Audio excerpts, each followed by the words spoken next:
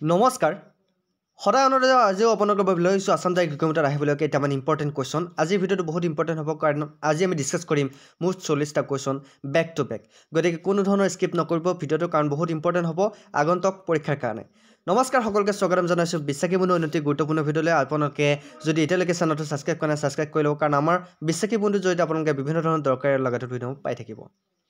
আজিৰ প্ৰথমটো প্ৰশ্ন হৈছে আনছুৰ আলীৰ সন্ধি কেতিয়া স্বাক্ষৰিত হৈছিল আনছুৰ আলীৰ সন্ধি কেতিয়া স্বাক্ষৰিত হৈছিল অপশ্যন কেইটা দিয়া আছে ইয়াতে চাই ল'ব শুদ্ধ উত্তৰটো মোক কমেণ্ট কৰিব যে আনছুৰ আলী সন্ধি কেতিয়া স্বাক্ষৰিত কৰা হৈছিল কেতিয়া কৰা হৈছিল বাৰু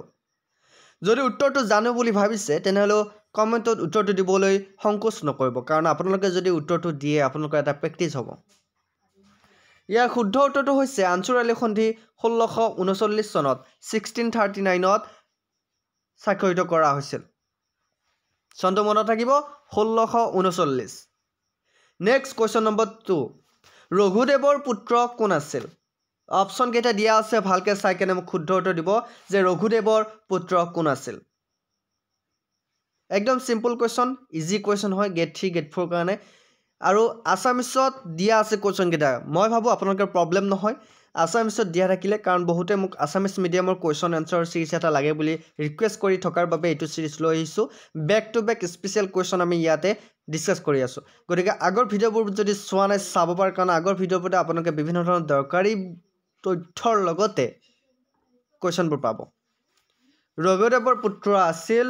কোন আছিল বাৰু ইয়েছ চিলাৰায় আছিল ৰঘুদেৱৰ পুত্ৰ মনত থাকিব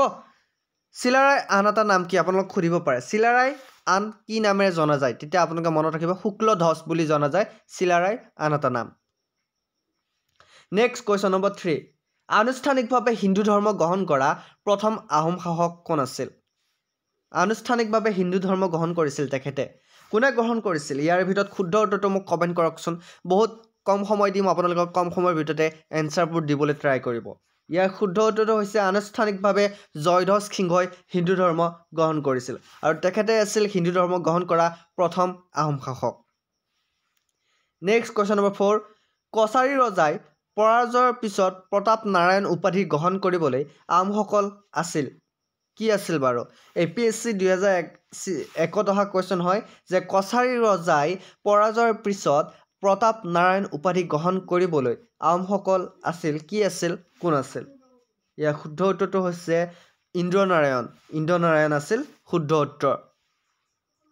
নেক্সট কুৱেশ্যন নম্বৰ 5 কোন যুদ্ধত তুৰ্বাক খানৰ বিৰুদ্ধে যুঁজি মূলা গাভৰুৰ মৃত্যু হৈছিল মূলা গাভৰুৰ কেতিয়া মৃত্যু হৈছিল বহুত ইম্পৰ্টেণ্ট আহি থকা কুৱেশ্যন হয় কোন যুদ্ধত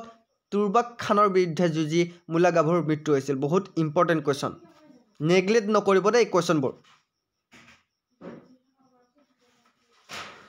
আশা কৰোঁ আপোনালোকে শুদ্ধ উত্তৰটো কমেণ্ট কৰিলে ইয়াৰ শুদ্ধ উত্তৰটো হৈছে মুছলমানসকলৰ লগত তৃতীয় আক্ৰমণত মূলা গাভৰুৰ মৃত্যু হৈছিল গতিকে তুৰ্বাক খানৰ তেতিয়া তৃতীয়বাৰ কাৰণে আক্ৰমণ কৰিছিল তৃতীয়বাৰ যিখন যুদ্ধ সেইখন যুদ্ধত মূলা গাভৰুৰ মৃত্যু হৈছিল নেক্সট কুৱেশ্যন নম্বৰ 6 মূলা গাভৰু কোন আছিল একদম সিম্পল কুৱেশ্যন হয় বহুত ট্ৰিকি কুৱেশ্যনো নহয় গতিকে মূলা গাভৰু কোন আছিল বা কাৰ পত্নী আছিল আপোনালোকে মনত ৰখাটো উচিত আপোনালোকে জানে যে জয়মতী কাৰ পত্নী আছিল জয়মতী আছিল গদাধৰ সিংহৰ পত্নী ঠিক তেনেকৈ মূলা গাভৰু কাৰ পত্নী আছিল আহিব পাৰে কুৱেশ্যনত গতিকে আপোনালোকে মনত ৰাখিব কুৱেশ্যনবোৰ যিমানে ইজি বুলি ভাবে সিমানে ইজি নহয় যিসকলে ভাবে যে মই আজি 2 দিন পঢ়িয়ে মই কালি এক্সাম দিব যাম কিন্তু অথচ তেওঁলোকে এক্সামত বহুতো কুৱেশ্যন এৰি থৈ আহে কাৰণ আপোনালোকৰ সেই সৰু সৰু ভুলৰ কাৰণে এইবিলাক কুৱেশ্যন সৰু সৰু বুলি ভাবিব পাৰে কিন্তু সৰু সৰু নহয় বহুত ইম্পৰ্টেণ্ট আৰু ডাঙৰ কুৱেশ্যন মূলা গাভৰু কোন আছিল মুবাকৰ পত্নী আছিল ইয়াৰ শুদ্ধ উত্তৰটো হৈছে মূলা গাভৰু আছিল ফ্ৰাচাং মুং বৰগোহাঁইৰ পত্নী কাৰ পত্নী ফ্ৰাচাং মুং বৰগোহাঁইৰ পত্নী আছিল মূলা গাভৰু আৰু জয়মতী কাৰ পত্নী আছিল জয়মতী আছিল গদাধৰ সিংহৰ নেক্সট কুৱেশ্যন নম্বৰ 7 কোন বছৰত চুকাফাই চৰাইদেউত আহোমৰ ৰাজধানী নিৰ্মাণ কৰিছিল আপোনালোকে জানে যে আহোমৰ প্ৰথম ৰজা কোন আছিল আহোমৰ প্ৰথম ৰজা আছিল চুকাফা গতিকে চুকাফাই চৰাইদেউত আহোমৰ ৰাজধানী কিমান চনত নিৰ্মাণ কৰিছিল একদম ইজি আছে আপোনালোকে কমেণ্টত চাই উত্তৰটো মোক কমেণ্ট কৰক অপশ্যনত চাই উত্তৰটো মোক কমেণ্ট কৰক যে কোন বছৰত চুকাফাই চৰাইদেউত আহোমৰ ৰাজধানী নিৰ্মাণ কৰিছিল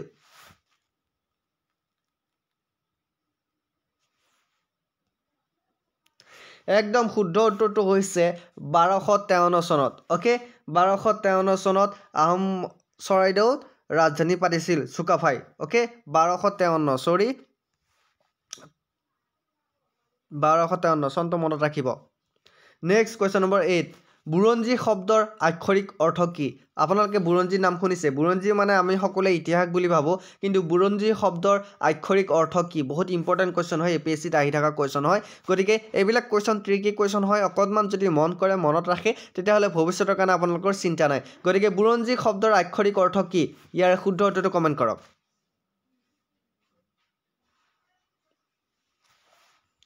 বুৰঞ্জী শব্দৰ আক্ষৰিক অৰ্থ হৈছে অজ্ঞানক শিকোৱা স্তৰ মানে বুৰঞ্জী মানে হৈছে নজনা কথাৰ ভঁৰাল আপোনালোকে আগতে পাইছে মানে অজ্ঞানক শিকোৱা স্তৰ বুলি কোৱা হয় বুৰঞ্জী শব্দৰ আক্ষৰিক অৰ্থ ওকে নেক্সট কোৱেশ্চন নম্বৰ 9 কৈ আছো মই কোৱেশ্চন নম্বৰ 9 টো চিলাৰায়ৰ পত্নী কমলা প্ৰিয়াৰ অনুৰোধ অনুসৰণ কৰি কোনে জন্ম ৰহস্য লিখিছিল চিলাৰায়ৰ পত্নী কমলা প্ৰিয়াৰ অনুৰোধ অনুসৰণ কৰি কোনে জন্ম ৰহস্য লিখিছিল বহুত ইম্পৰ্টেন্ট কোৱেশ্চন হয় একদম ইজি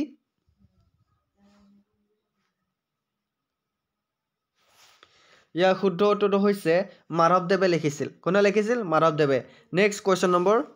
10 শংকৰদেৱৰ গুৰু কোন আছিল আমি সকলোৱে জানো শংকৰদেৱৰ গুৰু কোন আছিল একদম ইজি কোৱেশ্চন হয় গ্ৰেড 3 ত আহা কোৱেশ্চন হয় ক্লাছ 4 ত গতিকে শংকৰদেৱৰ গুৰু কোন আছিল আপোনালোকে কওকচোন শংকৰদেৱৰ গুৰু কোন আছিল বহুত ইম্পৰ্টেন্ট কোৱেশ্চন হয় ইয়েস মাধৱ কন্দলি আছিল শংকৰদেৱৰ গুৰু মনত ৰাখিব গুড নেক্সট কোৱেশ্চন নম্বৰ 11 বৰবৰুৱাই কাম কৰিছিল কি কাম কৰিছিল বৰবৰুৱা কি পদবীত আছিল আপোনালোকে কওকচোন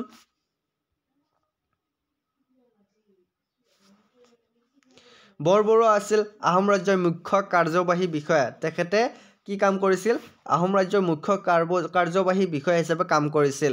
নেক্সট কোৱেশ্চন নম্বৰ 12 1826 চনত কাৰ মাজত ইয়াণ্ডাবু সন্ধি স্বাক্ষৰিত হৈছিল বহুত ইম্পৰ্টেন্ট কোৱেশ্চন হয় মেট্ৰিক পৰীক্ষাত আহিবলগীয়া কোৱেশ্চন আৰু বিভিন্ন ধৰণৰ গেট 3 গেট 4 লগতে এপিএসসি প্ৰিলিমছত 2013 দুই বছৰতে আহিছিল এটো কোৱেশ্চন ৰিপিট হৈ থাকে গতিকে 1826 চনত আপোনালোকে জানে যে ইয়াণ্ডাবু সন্ধি স্বাক্ষৰিত হৈছিল গতিকে কাৰ মাজত ইয়াণ্ডাবু সন্ধি স্বাক্ষৰিত হৈছিল আপোনালোকে মোক কমেন্ট কৰকচোন ইয়াণ্ডাবু সন্ধি কাৰ মাজত স্বাক্ষৰিত হৈছিল ইয়েস একদম শুদ্ধ উত্তৰটো হৈছে ইষ্ট ইণ্ডিয়া কোম্পানী আৰু বাৰ্মিজ সকলৰ মাজত ইয়াণ্ডাবু সন্ধি স্বাক্ষৰিত হৈছিল 1826 চনৰ 24 ফেব্ৰুৱাৰী তাৰিখে গুড নেক্সট কোৱেশ্চন নম্বৰ 13 শৰাইঘাটৰ যুদ্ধত লাচিত বৰফুকনৰ নেতৃত্বত আছিল কি আছিল এপিএসসি প্ৰিলিমছত 2001 ত আহা কোৱেশ্চন হয় শৰাইঘাটৰ যুদ্ধত লাচিত বৰফুকনৰ নেতৃত্বত কি আছিল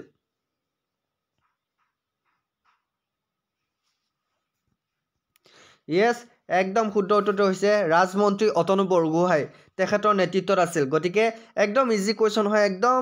ভয় কৰিবলগীয়া কথা নাই আপোনালোকে জানে নেক্সট কোৱেশ্চন নম্বৰ 14 মোৱামৰীয়া বিদ্ৰোহীসকলে ব্যৱহাৰ কৰা মূল অস্ত্ৰসমূহ কি আছিল মোৱামৰীয়া বিদ্ৰোহীসকলে ব্যৱহাৰ কৰা মূল অস্ত্ৰসমূহ কি আছিল বহুত ইম্পৰ্টেন্ট কোৱেশ্চন হয় ইয়াৰ শুদ্ধ উত্তৰটো হৈছে সেই সময়ৰ অস্ত্ৰ আছিল বাহৰ দণ্ড ওকে নেক্সট কোৱেশ্চন নম্বৰ 14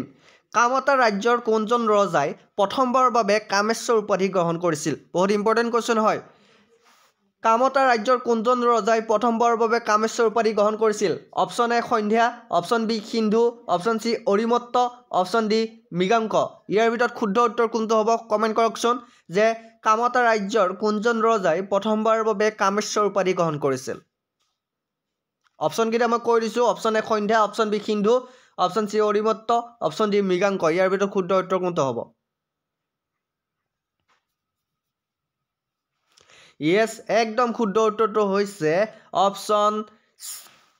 এ সন্ধ্যা নেক্সট কোৱেশ্চন নম্বৰ 15 চুডাংফাক কিয় বামুণী ৰাজা বুলি কোৱা হয় চুডাংফাক কিয় বামুণী ৰাজা বুলি কোৱা হয় বহুত ইম্পৰ্টেন্ট কোৱেশ্চন হয় ইয়াৰ শুদ্ধ উত্তৰটো হৈছে আমি জানো যে বামুণী ৰাজা বুলি কাক কোৱা হয় চুডাংফাক কাৰণ ব্ৰাহ্মণ পৰিয়ালত ডাঙৰ দীঘল হোৱাৰ বাবে তেখেতক বামুণী ৰাজা বুলি কোৱা হৈছিল নেক্সট কোৱেশ্চন নম্বৰ 6 বৰফুকনৰ ৰাজ্যপাল কোৰ ৰাজ্যপাল আছিল বৰফুকন কোৰ ৰাজ্যপাল আছিল একদম ইজি কুৱেশ্যন হয় বৰফুকন আছিল কামৰূপৰ ৰাজ্যপাল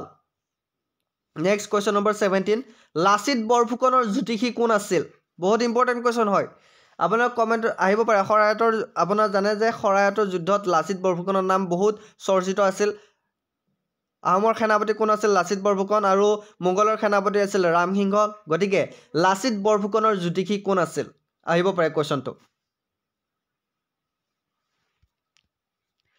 একদম শুদ্ধ উত্তৰটো হৈছে লাচিত বৰফুকনৰ জ্যোতিষী আছিল অচ্যুতানন্দ দেৱালয় আছিল লাচিত বৰফুকনৰ জ্যোতিষী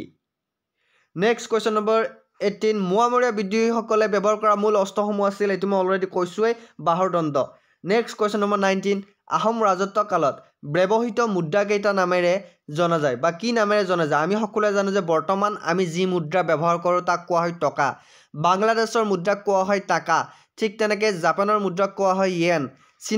চীনৰ মুদ্ৰাক কোৱা কি বুলি কোৱা হয় আপোনালোকে মোক কমেণ্ট কৰক ঠিক তেনেকৈ আহোমৰ ৰাজত্ব কালত ব্যৱহৃত মুদ্ৰা কেইটাক এটা নাম দিয়া হৈছিল সেই নামটো কি বাৰু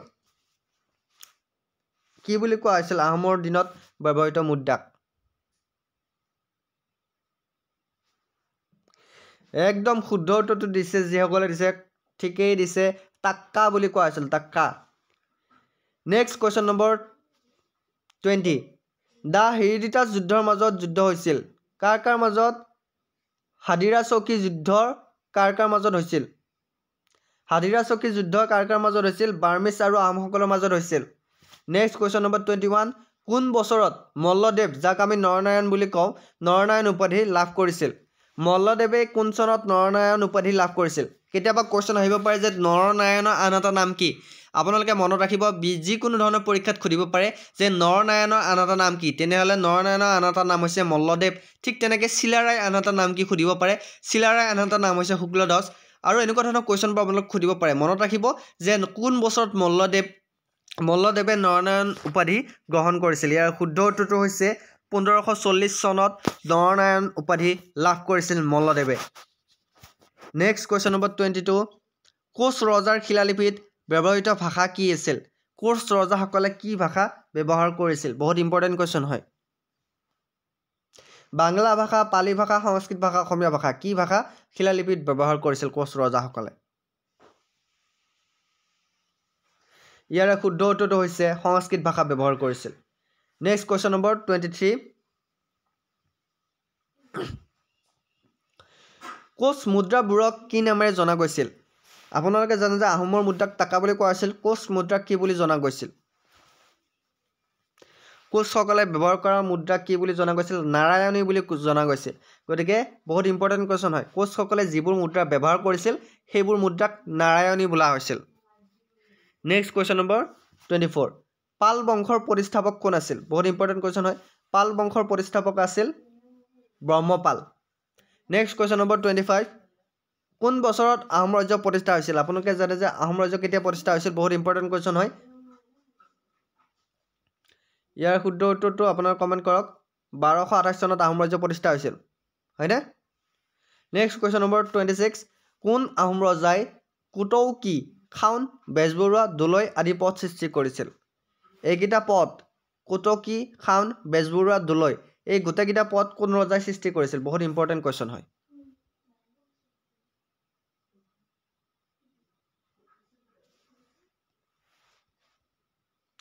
ৰুদ্ৰসিংহই এইকেইটা পদবী সৃষ্টি কৰিছিল গতিকে মনত থাকিব ৰুদ্ৰসিংহই কুটৌকি খাউন বেজবৰুৱা দলৈ আদি পদ সৃষ্টি কৰিছিল নেক্সট কুৱেশ্যন নম্বৰ 27 কোনজন আহোম ৰজাই পোছা ব্যৱস্থা প্ৰৱৰ্তন কৰিছিল বহুত ইম্পৰ্টেণ্ট কুৱেশ্যন হয় পোছা ব্যৱস্থা কোনজন আহোম ৰজাই প্ৰৱৰ্তন কৰিছিল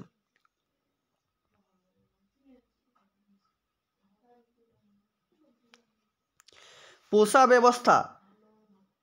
প্ৰতাপ সিংহই প্ৰৱৰ্তন কৰিছিল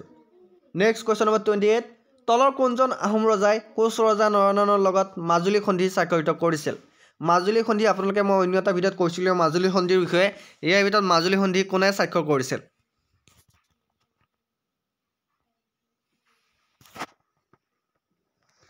শুদ্ধ উত্তৰটো হৈছে সুখামফাই মাজুলী সন্ধি কোনে স্বাক্ষৰ কৰিছিল সুখামফাই নেক্সট কুৱেশ্যন নম্বৰ 29 এজন আহোম ৰজাক সম্বোধন কৰিবলৈ ব্যৱহাৰ কৰা উপাধি কি আছিল আহোম ৰজাসকলক কি বুলি সম্বোধন কৰা হৈছিল শুদ্ধ উত্তৰটো হৈছে স্বৰ্গদেউ আহোম ৰজাসকলক স্বৰ্গদেউ উপাধিৰে বা সম্বোধন কৰা হৈছিল স্বৰ্গদেউ উপাধিৰে নেক্সট কোৱেশ্চন নম্বৰ 30 জয়সাগৰৰ মন্দিৰ কোন আহোম ৰজাই নিৰ্মাণ কৰিছিল জয়সাগৰৰ মন্দিৰ কোন আহোম ৰজাই নিৰ্মাণ কৰিছিল একদম ইজি কোৱেশ্চন হয় অপচন এ গদাধৰ সিংহ অপচন বি ৰুদ্ৰ সিংহ অপচন সি ৰাজেশ্বৰ সিংহ অপচন ডি শিৱ সিংহ